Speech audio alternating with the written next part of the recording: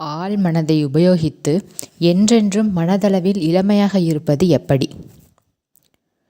உங்கள் ஆழ்மனம் ஒருபோதும் முதுமையடைவதில்லை. அதற்கு காலம், வயது, முடிவு என்று எதுவும் இல்லை. அது பிறப்பு, இறப்பு ஏதுமற்ற பிரபஞ்ச மனதின் ஒரு பகுதி. களைப்பும் முதுமையும் எந்த ஒரு ஆன்மீக சக்தியின் மீதும் எந்தவிதமான தாக்கத்தையும் ஏற்படுத்தாது.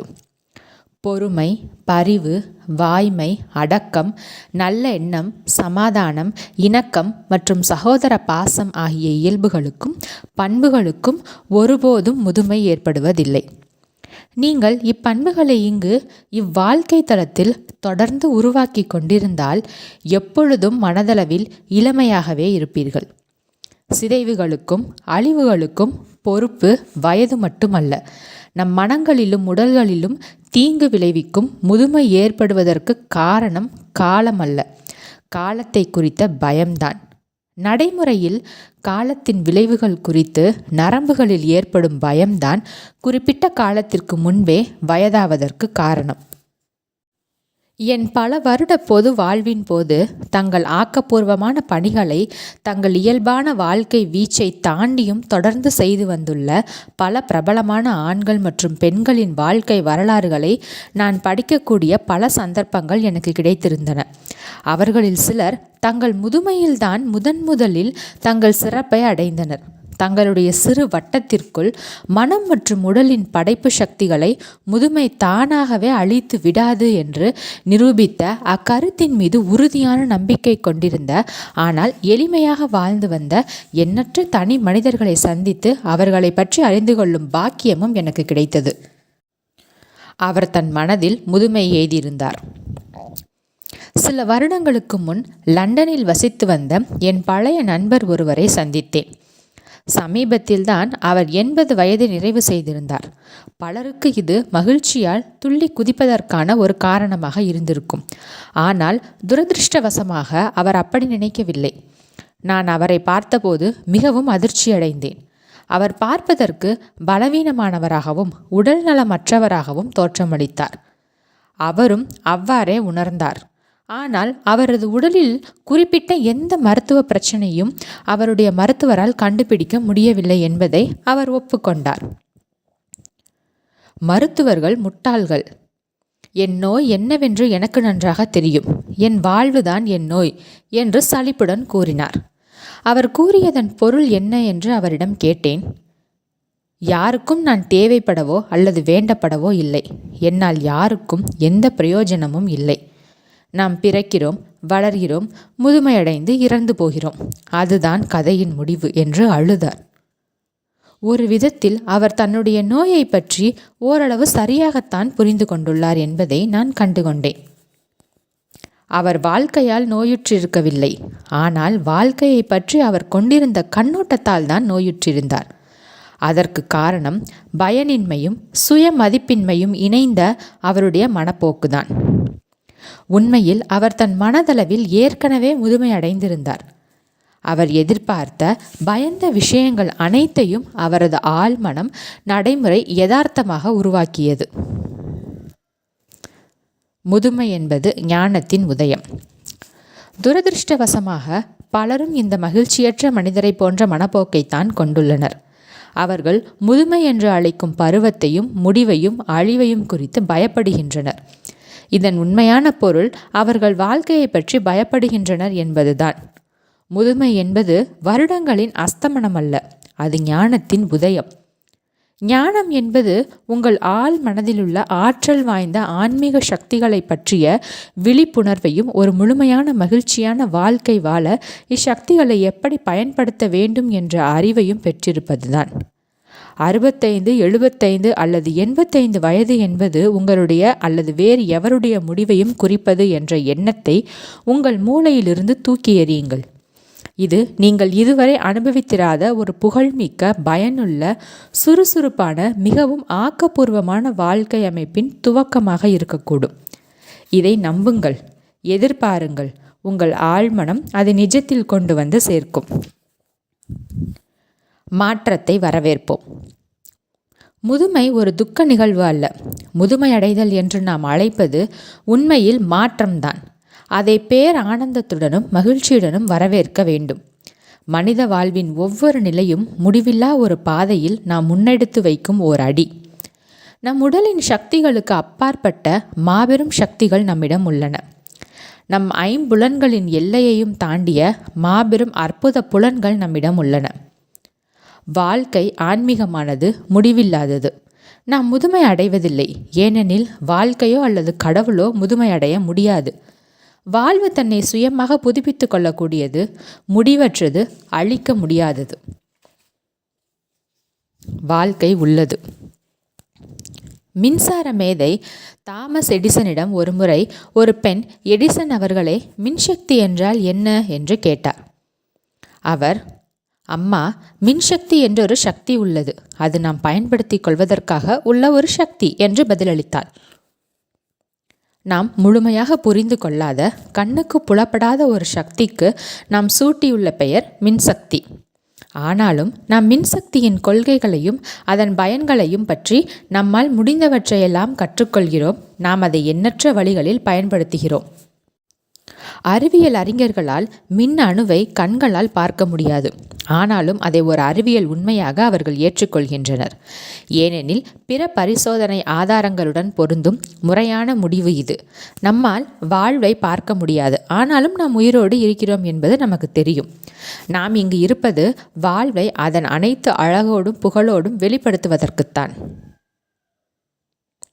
உங்கள் மனமும் ஆன்மாவும் என்றும் மார்க்கண்டேயனாக வலம் வரும். பிறப்பு, இளமை, முதிர்ச்சி, முதுமை என்ற பூமி சார்ந்த சுழற்சிதான் வாழ்க்கை என்று எண்ணும் எவரொருவரும் பரிதாபத்திற்குரியவர்தான். அத்தகைய நபருக்கு பற்றுதல், நம்பிக்கை அல்லது குறிக்கோள் என்று எதுவும் இல்லை. அவரை பொறுத்தவரை வாழ்விற்கு அர்த்தமில்லை. இவ்வகையான நம்பிக்கை வெறுப்பையும் தேக்க நிலையையும் சிடுசிடுப்பையும் ஒரு விதமான நம்பிக்கையின்மையையும் கொண்டு வரும். இது அனைத்து விதமான நரம்பு கோளாறுகளுக்கும் மனநோய்களுக்கும் இட்டுச் செல்லும். ஒருவேளை இனியும் உங்களால் ஒரு டென்னிஸ் விளையாட்டை வேகமாக விளையாட முடியாமல் போனால், அல்லது உங்கள் குழந்தைகளைப் போல் வேகமாக நீந்த முடியாமல் போனால் என்ன செய்வீர்கள்? ஒருவேளை உங்கள் உடல் சற்று வேகம் குறைந்திருந்தால், அல்லது நீங்கள் மெல்ல மெல்ல அடியெடுத்து வைத்து நடக்க வேண்டியிருந்தால் என்ன செய்வீர்கள்? வாழ்க்கை தன்னை எப்பொழுதும் புத்தாடையால் போர்த்தி கொண்டே இருக்கிறது. மரணம் என்று மக்கள் அழைப்பது உண்மையில் வாழ்க்கையின் மற்றொரு பரிமாணத்தில் உள்ள ஒரு புது நகரத்தை நோக்கிய ஒரு பயணம்தான். முதுமை என்று அழைக்கப்படும் பருவத்தை நாம் நளினமாய் ஏற்றுக்கொள்ள வேண்டும் என்று என் சொற்பொழிவுகளை கேட்க வருபவர்களிடம் நான் கூறுகிறேன். முதுமைக்கென்று அதற்குரிய புகழும் அழகும் ஞானமும் இருக்கின்றன.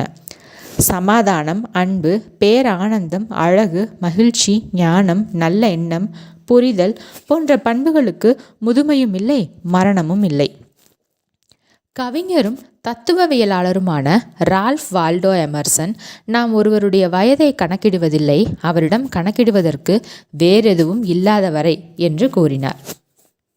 உங்கள் நடத்தையும் மனதின் பண்பும் விசுவாசமும் நம்பிக்கைகளும் ஒரு நாளும் மக்கிப் போவதில்லை. உங்கள் இளமை உங்கள் எண்ணப்படிதான். ஒரு சில வருடங்களுக்கு ஒருமுறை நான் லண்டனில் உள்ள கேக்ஸ்டன் அரங்கில் பொது சொற்பொழிவுகள் கொடுத்து வருகிறேன். அங்கு நடந்த ஒரு சொற்பொழிவிற்கு பின் ஒரு அறுவை சிகிச்சை நிபுணர் என்னிடம் பேச வந்தார். எனக்கு 84 வயதாகிறது. ஒவ்வொரு நாள் காலையிலும் நான் அறுவை சிகிச்சை செய்கிறேன். மதிய வேளைகளில் நோயாளிகளை பார்க்கிறேன். மாலையில் மருத்துவ பத்திரிகைகளுக்கும் பிற அறிவியல் பத்திரிகைகளுக்கும் கட்டுரைகள் எழுதுகிறேன் என்று என்னிடம் கூறினார். தான் எவ்வளவு உபயோகமாக இருப்பதாக நம்பினாரோ அவ்வளவு பயனுள்ளவராக இருப்பதாகவும், எவ்வளவு இளமையாக இருப்பதாக எண்ணினாரோ அவ்வளவு இளமையாக இருப்பதாகவும் அவரது மனப்போக்கு இருந்தது. அவர், நீங்கள் இப்பொழுது கூறியது உண்மை. தான் எவ்வளவு வலிமை வாய்ந்தவர், உபயோகமானவர் என்று ஒருவர் நினைக்கிறாரோ அவர் அவ்வளவு வலிமை வாய்ந்தவராகவும் உபயோகமானவராகவும் விளங்குகிறார் என்று என்னிடம் கூறினார். இந்நிபுணர் முதுமைக்கு அடிபணியவில்லை. தான் நிரந்தரமானவர் என்பதை அவர் அறிந்திருந்தார். அவர் என்னிடம் கூறிய இறுதியான கருத்து இதுதான்: நான் நாளை இறந்து போனால் அடுத்த பரிமாணத்தில் நான் மக்களுக்கு உதவி கொண்டும் அவர்களை குணப்படுத்தி கொண்டும் இருப்பேன். அறுவை கத்தியால் அல்ல, ஆனால் உள மற்றும் ஆன்மீக சிகிச்சையால். உங்கள் நரைமுடி உங்கள் சொத்து. இதை செய்வதற்கு எனக்கு வயதாகிவிட்டது என்று சிந்தித்து கொண்டே ஒரு வாய்ப்பை நழுவ விட்டு விடாதீர்கள். இது தேக்க நிலைக்கும் மனதளவிலான மரணத்திற்கும் வழிவகுக்கும். உங்கள் கதை முடிந்துவிட்டது என்று நீங்கள் உறுதியாக நம்பினால் உங்கள் ஆழ்மனம் அந்நம்பிக்கையை ஏற்றுக்கொண்டு அதை யதார்த்தத்தில் கொண்டு வரும். சிலர் 30 வயதில் முதியவர்களாகவும் வேறு சிலர் 80 வயதில் இளைஞர்களாகவும் இருக்கின்றனர். மனம் ஒரு நேர்த்தியான நெசவாளி, கட்டிடக் கலைஞன், வடிவமைப்பாளர் மற்றும் சிற்பி. நாடக ஆசிரியர் ஜார்ஜ் பெர்னார்ட் ஷா 90 வயதிலும் சுறுசுறுப்பாக இயங்கிக் கொண்டிருந்தார். கலைநயமிக்க அவரது மனதின் இயல்பு தன் சுறுசுறுப்பான பணிகளிலிருந்து ஓய்வு பெற்றிருக்கவில்லை. தாங்கள் 40 வயதிற்கு மேற்பட்டவர்கள் என்பதை கேட்டவுடன் வேலைவாய்ப்பு கதவுகள் தங்கள் முகத்தின் மீது ஓங்கி சாத்தப்படுவதாக பல ஆண்களும் பெண்களும் என்னிடம் கூறுகின்றனர். வேலை வழங்குபவர்களின் இந்த மனப்போக்கு கடுமையானது, இரக்கமற்றது, முற்றிலும் மனிதாபிமானமற்றது, புரிதலற்றது. நீங்கள் கருத்தில் கொள்ளப்படுவதற்கு 35 வயதிற்கு கீழ் இருக்க வேண்டும் என்று யார் ஆணையிட்டது? இதன் பின் உள்ள காரணம் ஆழமற்றது, போலியானது. வேலை வழங்குபவர் ஒரு கணம் யோசித்து பார்ப்பாரேயானால் வேலை கேட்டு வருபவர் தன் வயதையோ அல்லது நரைமுடியையோ விற்க வரவில்லை என்பதை உணர்வார். மாறாக வேலை தேடும் நபர் வாழ்க்கை சந்தையில் பல வருடங்களின் அனுபவம் மூலமாக சேகரித்துள்ள தன் திறமைகளையும் அனுபவங்களையும் ஞானத்தையும் தர முன்வருவார். வயது ஒரு பொக்கிஷம். அன்பு, விதிக்கோட்பாடு, நல்லெண்ண விதிக்கோட்பாடு ஆகியவற்றை நீங்கள் வருட கணக்கில் பின்பற்றி அவற்றை நடைமுறைப்படுத்தியுள்ள காரணத்தால் உங்கள் வயது எந்த ஒரு நிறுவனத்திற்கும் ஒரு தனித்துவமிக்க சொத்தாகத்தான் இருக்க முடியும். உங்கள் முடி நரைத்திருந்தால் அது மாபெரும் ஞானம், திறமை, புரிதல் ஆகியவற்றின் அறிகுறி. உங்கள் உணர்வு முதிர்ச்சியும் ஆன்மீக முதிர்ச்சியும் எந்த ஒரு நிறுவனத்திற்கும் ஒரு பேராற்றல் மிக்க ஆசீர்வாதம்தான். மக்கள் 65 வயதில் அல்லது மற்றொரு குறிப்பிட்ட வயதில் ஒதுக்கி வைக்கப்படக்கூடாது.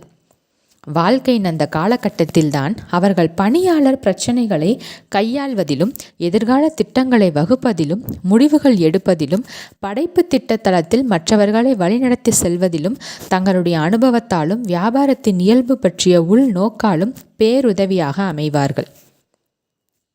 வயதை கொண்டாடுங்கள். என்னை பொறுத்தவரை இத்தொழில் முடிந்துவிட்டது. பல வருடங்களாக நான் முதல் தரமான வேலை பார்த்து வந்துள்ளேன். இந்நகரத்தில் இருப்பவர்களைப் போல நானும் என் திறமையை நன்றாக அறிவேன். உலகம் முழுவதிலும் நான் பல விருதுகளை வென்றுள்ளேன் என்று ஹாலிவுட் திரைப்பட வசனகர்த்தா ஒருவர் என்னிடம் கூறினார். நான் வியப்புடன், பிறகு என்ன பிரச்சனை என்று கேட்டேன். அவர் சலிப்புடன், கடந்த கதை விவாத கூட்டத்திற்கு நான் சென்றபோது 30 வயது நிறைந்த படப்பிடிப்பு வளாக செயலாளர் என்னை பார்த்து, என்னால் இன்றைய ரசிகர்களை புரிந்து கொண்டு அவர்களுக்கு ஏற்றவாறு எழுத முடிவதில்லை என்று கூறினார். நான் விவாதிக்க முயற்சித்த போது 12 முதல் 18 வயது பையன்களின் மனங்களுக்கும் ரசனைகளுக்கும் தீனி போட முடியாத எந்தவிதமான வசனங்களும் தனக்கு தேவையில்லை என்று என்னிடம் தெரிவித்தார். நான் அங்கிருந்து வெளியேறிவிட்டேன் என்று கூறினார். இது மிகவும் துயரமான ஒரு நிலை. மனதிற்கு இப்படிப்பட்ட உணவு வழங்கப்பட்டால் பெருந்திரளான மக்கள் கூட்டங்கள் உணர்ச்சி ரீதியாகவும் ஆன்மீக ரீதியாகவும் முதிர்ச்சி அடைவார்கள் என்று எப்படி எதிர்பார்க்க முடியும்? இது தங்கள் தனிப்பட்ட வளர்ச்சிக்கு தேவையான ஆற்றல் தங்களுக்குள் இருப்பதை காண முடியாத குருடர்களாக அவர்களை மாற்றிவிடுகிறது. இளமை புகழப்பட வேண்டும் என்று அவர்களுக்கு போதிக்கப்படுகிறது. ஆனால் யதார்த்தத்தில் இளமை என்பது அனுபவமின்மையையும் ஆய்வுணர்வு இல்லாததையும் அவசர முடிவெடுப்பையும் தான் குறிக்கிறது. நான் சளைத்தவன் அல்ல. இளமையாக இருப்பது குறித்த வெறித்தனமான செயல்களில் ஈடுபட்டு தங்கள் நேரத்தை விரயம் செய்து கொண்டிருக்கும் 60 வயது மற்றும் அதற்கு மேற்பட்ட வயது கொண்ட நூற்றுக்கணக்கான மக்களை நான் அறிவேன். அவர்கள் விலையுயர்ந்த மருந்துகளையும் வசீகரமான பத்திய உணவையும் உட்கொள்கின்றனர்.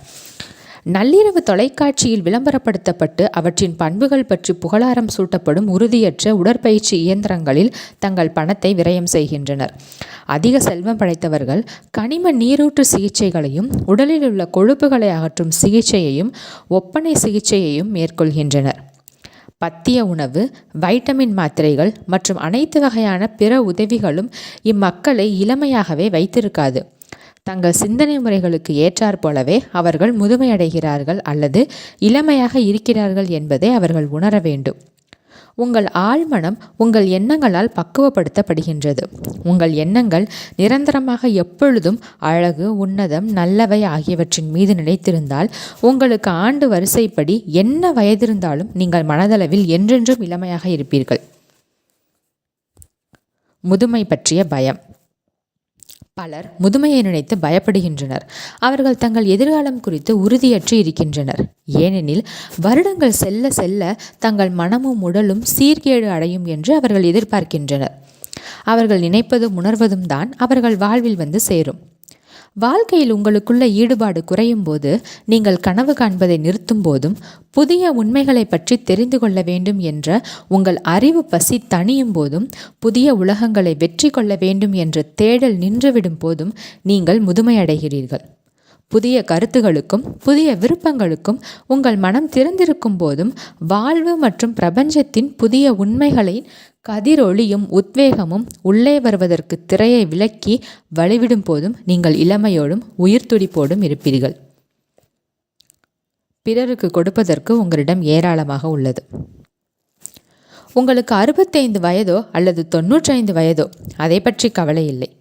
கொடுப்பதற்கு உங்களிடம் ஏராளமாக உள்ளது. இளைய தலைமுறையை நிலைப்படுத்தி அவர்களுக்கு ஆலோசனை வழங்கி அவர்களை இயக்க உங்களால் உதவ முடியும். உங்கள் அறிவு, அனுபவம் மற்றும் ஞானத்தின் பலனை நீங்கள் அவர்களுக்கு கொடுக்க முடியும். உங்களால் எப்பொழுதும் முன்னோக்கி பார்க்க முடியும். உங்களால் வாழ்வின் புகழையும் அற்புதங்களையும் மற்றவர்களுக்கு தெரியப்படுத்துவதை நிறுத்த முடியாது என்பதை நீங்கள் கண்டுகொள்வீர்கள். நாளின் ஒவ்வொரு கணமும் ஏதேனும் ஒரு புதிய விஷயத்தை கற்றுக்கொள்ள முயற்சி செய்யுங்கள். உங்கள் மனம் எப்பொழுதும் இளமையாக இருப்பதை கண்டறிவீர்கள். 110 வயது. சில வருடங்களுக்கு முன் நான் மும்பையில் சொற்பொழிவாற்றி கொண்டிருந்தேன். அப்பொழுது 110 வயதான ஒருவரை அவருடைய நண்பர்கள் எனக்கு அறிமுகப்படுத்தினர். நான் அதுவரை பார்த்திராத அழகிய முகத்தை அவரிடம் கண்டேன். அவர் ஓர் உள்ளொளியினால் உருமாற்றம் பெற்றவரைப் போல் காட்சியளித்தார். அவரது கண்களில் ஒரு அபூர்வமான அழகு மிளிர்ந்தது. அவர் மகிழ்ச்சியோடும் தன் மனதின் ஒளி குன்றாமலும் முதுமை எய்தியுள்ளார் என்பதை என்னால் காண முடிந்தது. பணியிலிருந்து ஓய்வு, ஒரு புது வாழ்வு. உங்கள் மனம் ஒருபோதும் ஓய்வு பெறாத வண்ணம் உறுதியாக பார்த்து கொள்ளுங்கள். நீங்கள் ஒரு பாராசூட்டை போல அது முழுவதுமாக திறக்காத வரை அதனால் யாதொரு பயனும் இல்லை. புதிய கருத்துக்களை திறந்த மனதுடன் ஏற்றுக்கொள்ளும் தன்மை கொண்டிருங்கள். 65 வயதிலும் 70 வயதிலும் மக்கள் ஓய்வு பெறுவதை நான் பார்த்திருக்கின்றேன். அவர்கள் மக்கிப் போவது போல் தோன்றி சில மாதங்களில் மரணத்தை தழுவுகின்றனர். தங்கள் வாழ்வு முடிவுக்கு வந்துவிட்டதாக அவர்கள் நிச்சயமாக உணர்ந்தனர். அவர்கள் அவ்வாறு சிந்தித்தால் அப்படியே ஆயிற்று. ஓய்வு என்பது ஒரு புதிய முயற்சியாக, ஒரு புதிய சவாலாக, ஒரு புதிய பாதையாக, ஒரு நீண்ட கனவு நிறைவேறுவதற்கான துவக்கமாக இருக்கலாம். நான் ஓய்வு பெற்றுள்ள நிலையில் இப்பொழுது என்ன செய்வது என்று ஒருவர் கூறுவதை கேட்கும்போது அது வெளிப்படுத்த முடியாத அளவுக்கு வேதனை அளிக்கிறது. இது நான் மனதளவிலும் உடலளவிலும் இறந்துவிட்டேன், என் மனதில் எந்த விதமான யோசனைகளும் இல்லை, அது பயனற்ற ஒரு பாழங்கிணறு என்று அவர் கூறுவதற்கு சமானம். இவை அனைத்தும் பொய். யதார்த்தமான உண்மை என்னவென்றால், நீங்கள் 60 வயதில் சாதித்ததை விட 90 வயதில் இன்னும் அதிகமாக சாதிக்க முடியும். ஏனெனில் ஒவ்வொரு நாளும் புதிய விஷயங்களை கற்பதன் மூலமும் புதிய விருப்பங்களின் மூலமும் நீங்கள் வாழ்வு மற்றும் பிரபஞ்சத்தை பற்றிய ஞானத்திலும் புரிதலிலும் வளர்ந்து கொண்டிருக்கிறீர்கள். புது வாழ்வு பெற்றார். பிராங்க் என்னும் உயர் அதிகாரி என் வீட்டிற்கு அருகே வசிக்கிறார். சில மாதங்களுக்கு முன் அவர் வேலையிலிருந்து வலுக்கட்டாயமாக நீக்கப்பட்டார். அதற்கு காரணம் ஒரு புதிய மறுசீரமைப்பு திட்டம் என்று அவருடைய நிறுவனம் கூறிய போதிலும் தன் 65 வயதுதான் அம்முடிவின் பின்னணி என்று அவர் நம்பினார். பாகுபாட்டிற்கு பலியானது குறித்து நீங்கள் மனக்கசப்பை உணர்கிறீர்களா? அவர்கள் மீது வழக்கு தொடரப் போகிறீர்களா என்று நான் அவரிடம் கேட்டேன். அவர் சற்று வருத்தத்துடன் சிரித்தவாறே, என்னால் அப்படி செய்ய முடியும். நீதிமன்றத்தில் வாதாடி வெற்றியும் பெற முடியும். ஆனால் நான் என் நேரத்தையும் ஆற்றலையும் அவ்வழியில் ஏன் வீணாக செலவழிக்க வேண்டும்? நான் என் வேலையை தொலைக்கவில்லை. என் நிறுவனம்தான் என் சேவைகளை இழந்துவிட்டது என்று கூறினார். ஒரு கணம் நிறுத்தி பின் தொடர்ந்தார். என் கண்ணோட்டத்தில் இப்பொழுதுதான் நான் மழலையர் பள்ளியிலிருந்து 1ஆம் வகுப்புக்கு பதவி உயர்வு பெற்றுள்ளேன். என்ன கூறுகிறீர்கள்? உதாரணத்திற்கு, நான் உயர்நிலை பள்ளியிலிருந்து தேர்ச்சி பெற்றவுடன் கல்லூரிக்கு சென்றதன் மூலம் ஏணியின் அடுத்த படியில் கால் வைத்து ஏறினேன். என் கல்வியிலும் வாழ்க்கை பற்றிய பொதுவான புரிதலிலும் நான் மேலும் ஒரு படி ஏறினேன். மேலும் சில படிகளாக என் வேலை அமைந்தது. நான் எப்பொழுதும் செய்ய விரும்பியவற்றையெல்லாம் செய்வதற்கு இப்பொழுது எனக்கு விடுதலை அளிக்கப்பட்டுள்ளது. வேறு விதமாக கூறினால், நாம் இழுத்து பிடித்து பற்றி கொண்டிருப்பதை விடுவிப்பது என்பது வாழ்க்கை ஏணியில் இன்னும் ஒரு படி மேல் நோக்கி செல்வது போன்றது. தான் இனியும் ஜீவனம் நடத்துவதில் தன் கவனத்தை செலுத்தப் போவதில்லை என்ற அறிவார்ந்த முடிவுக்கு அவர் வந்தார். தன் கவனம் முழுவதையும் வாழ்க்கையை வாழ்வதில் செலுத்தப் போவதாக அவர் முடிவெடுத்தார். பல வருடங்களாக அவர் ஆர்வமிக்க பொழுதுபோக்கு புகைப்பட கலைஞராக இருந்து வந்துள்ளார்.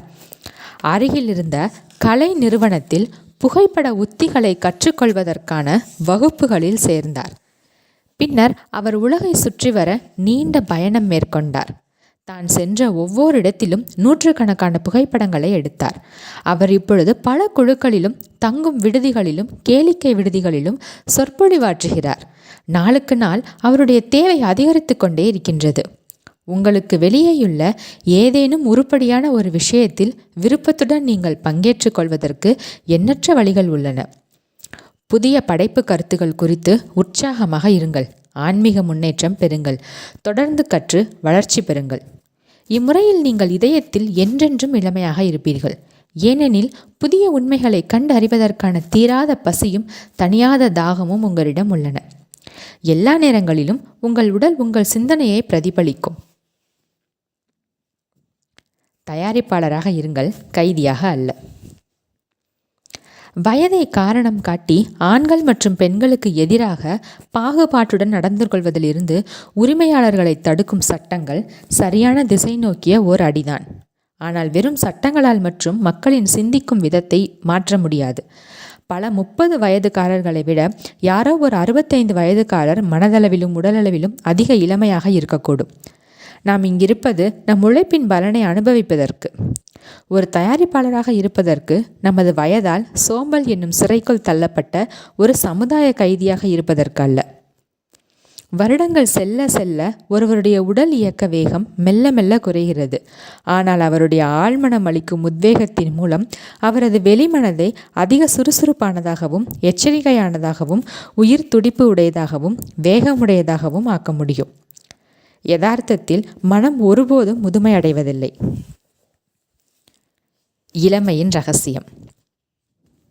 உங்கள் இளமைக்கால நாட்களை நினைவு கூற உங்கள் மொத்த இருத்தலின் ஊடாக சென்று கொண்டிருக்கும் அற்புதமான குணமாக்கும் சுயமாக தன்னை புதுப்பித்து கொள்ளும் உங்கள் ஆழ்மனதின் சக்தியை உணருங்கள். நீங்கள் உத்வேகப்படுத்தப்பட்டுள்ளதையும் உயர்த்தப்பட்டுள்ளதையும் புத்துணர்ச்சி ஊட்டப்பட்டுள்ளதையும் புது வாழ்வு அளிக்கப்பட்டுள்ளதையும் ஆன்மீக ரீதியாக தூண்டப்பட்டுள்ளதையும் அறியுங்கள், உணருங்கள். உங்கள் இளமை காலத்தில் நீங்கள் கொண்டிருந்த அதே உற்சாகத்திலும் பேரானந்தத்திலும் இப்பொழுது நீங்கள் திளைக்கலாம். அந்த மகிழ்ச்சியான நிலையை எப்பொழுதும் மன ரீதியாகவும் உணர்ச்சி ரீதியாகவும் உங்களால் மீண்டும் கைவசப்படுத்த முடியும். இதுதான் அதற்கான எளிய காரணம். உங்கள் சிரத்தின் மேல் பிரகாசித்து கொண்டிருக்கும் ஒளி தெய்வீக ஞானம். அது நீங்கள் தெரிந்திருக்க வேண்டிய அனைத்தையும் உங்களுக்கு வெளிப்படுத்துகிறது. தோற்றம் எப்படி இருந்தாலும் சரி, அது உங்களிடம் குடிகொண்டுள்ள நல்லவற்றை பிரகடனப்படுத்த உங்களுக்கு உதவியாய் அமைந்துள்ளது. நீங்கள் உங்கள் ஆழ்மனதின் வழிகாட்டுதலில் நடக்கிறீர்கள். ஏனெனில் ஒளி பிறந்தவுடன் நிழல்கள் ஓட்டமெடுக்கும் என்பது நீங்கள் அறிந்துள்ளதுதான். ஒரு நோக்கத்தோடு வாழுங்கள். எனக்கு வயதாகிவிட்டது என்று கூறுவதற்கு பதிலாக தெய்வீக வாழ்வின் வழியில் நான் ஞானத்துடன் விளங்குகிறேன் என்று கூறுங்கள். நிறுவனங்களோ செய்தித்தாள்களோ அல்லது புள்ளி விபரங்களோ உங்கள் கண்முன் முதுமை, குறைந்து வரும் வருடங்கள், முதுமை தளர்ச்சி, முதுமை வீழ்ச்சி மற்றும் பயனின்மை குறித்த ஒரு காட்சியை கொண்டு வந்து நிறுத்த அனுமதிக்காதீர்கள். அதை நிராகரியுங்கள், ஏனெனில் அது ஒரு பொய். அப்படிப்பட்ட பிரச்சாரத்தால் வசியப்பட மறுத்துவிடுங்கள். வாழ்வு குறித்து பிரார்த்தனை செய்யுங்கள், மரணம் குறித்து அல்ல. நீங்கள் மகிழ்ச்சியாக, பிரகாசமாக, வெற்றிகரமாக, அமைதியாக, சக்தி வாய்ந்தவராக இருக்கும் காட்சியை மனதில் பதிய வைத்துக் கொள்ளுங்கள். உங்கள் மனம் ஒருபோதும் முதுமையடைவதில்லை. இதய அறுவை சிகிச்சையின் முன்னோடியான டாக்டர் மைக்கேல் டிபேக்கி 1932 முதல் செயற்கை இதய பம்பை உருவாக்கினார். அவரது பம்பு இன்றும் இதய மாற்றுவழி இணைப்பு அறுவை சிகிச்சையில் பயன்படுத்தப்பட்டு வருகிறது. டாக்டர் டிபேக்கி தனது 90வது வயதில் ஒரு புதிய கண்டுபிடிப்பின் மீதான சோதனைகளை மேற்கொள்ள அனுமதி பெற்றார்.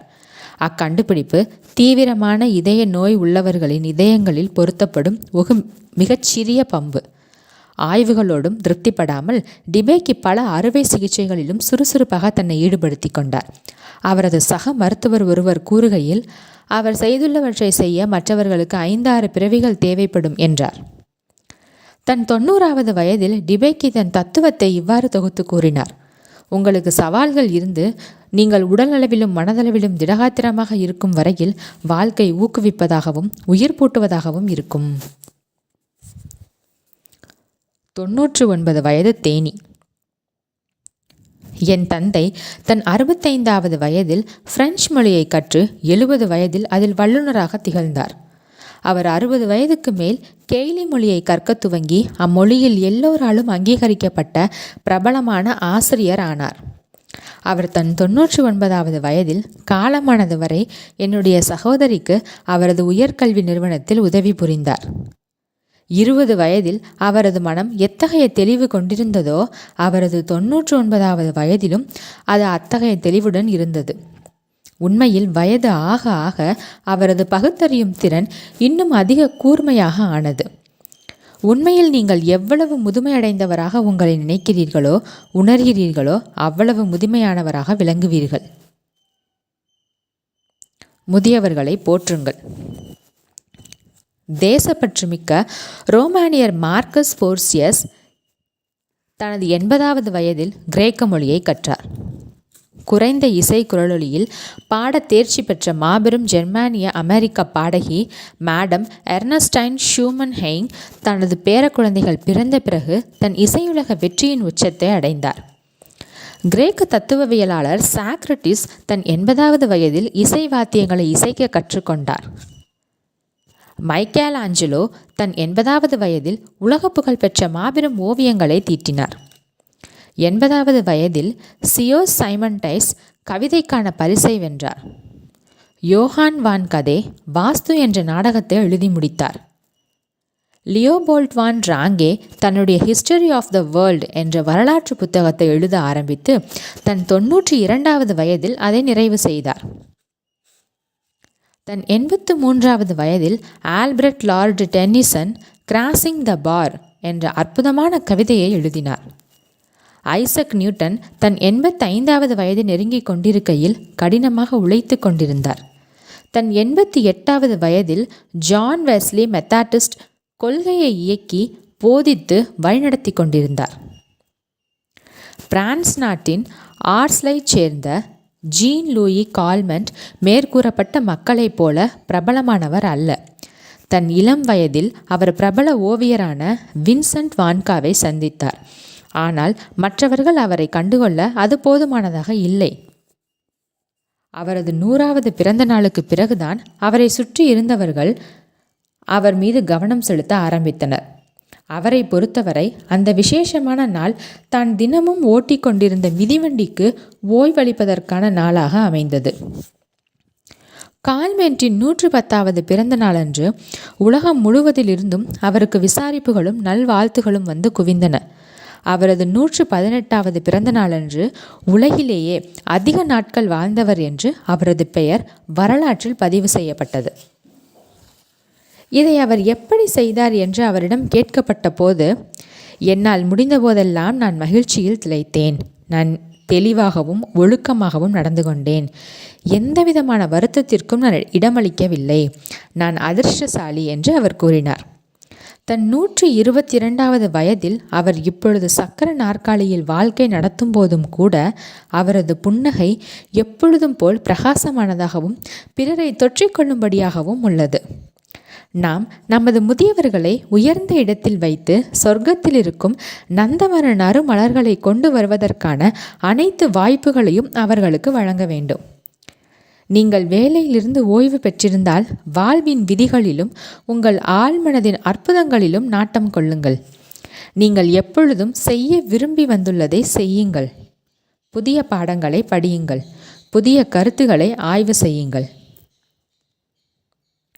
முதுமையின் பலன்கள். முதுமை என்பதற்கு உண்மையில் உயர்ந்த கண்ணோட்டத்திலிருந்து கடவுளின் உண்மைகளை பற்றி ஆழ்ந்து சிந்திப்பது என்று பொருள்.